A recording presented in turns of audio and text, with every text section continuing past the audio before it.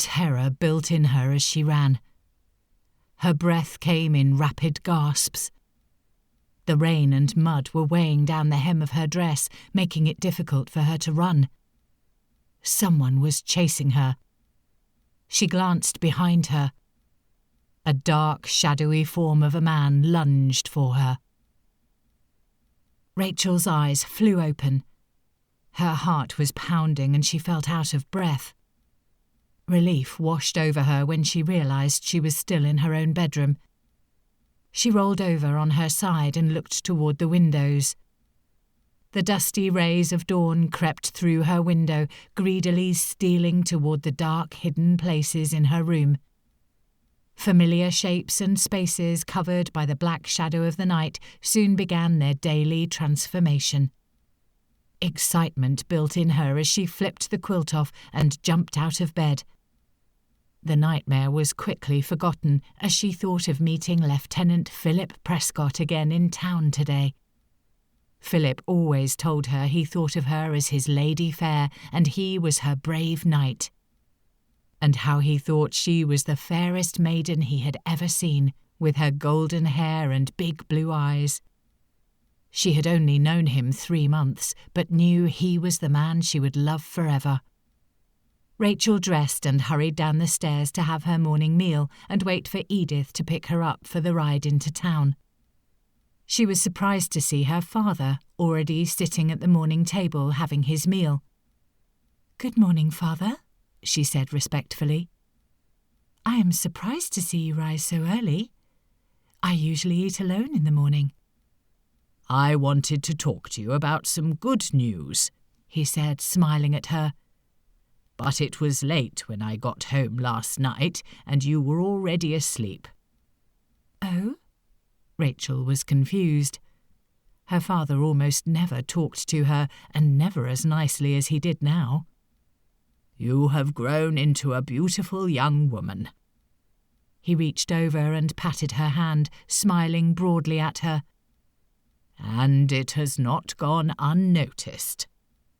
"Thank you, Father, but I don't understand," she replied. "In 2 weeks, Lord Symington is planning a lavish party that will be thrown in your honour on his vast estate." His face was aglow with his news.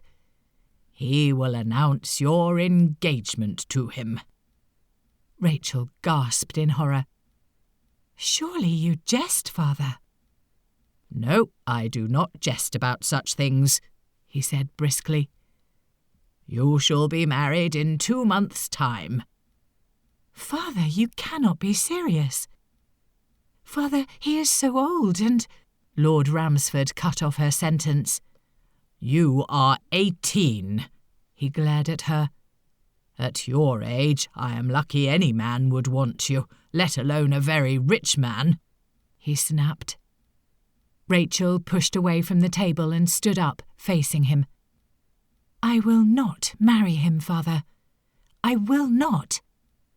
He is old and bent." She wrinkled her nose in distaste. "He has foul breath and rotting black teeth. Even his lips are blackened. You cannot ask this of me." "You will do as you are told. He has given a very generous bride price for you. All of my debts and those of your brother Harold will be paid with money to spare." "Father, I know you have heard of the terrible things this man has done. I would be his 4th wife. Can you want this for me?" His lips curled in anger. "You will do as you are told, and that is the end of it." Now Rachel's anger mounted. "How can you say such a thing? His first wife died in childbirth along with the child. This hideous man said it was of no consequence because the child was a girl. His second wife ran off with one of his henchmen." Her voice pleaded with him to listen. "They say he had them found and murdered." "And what of his last wife?"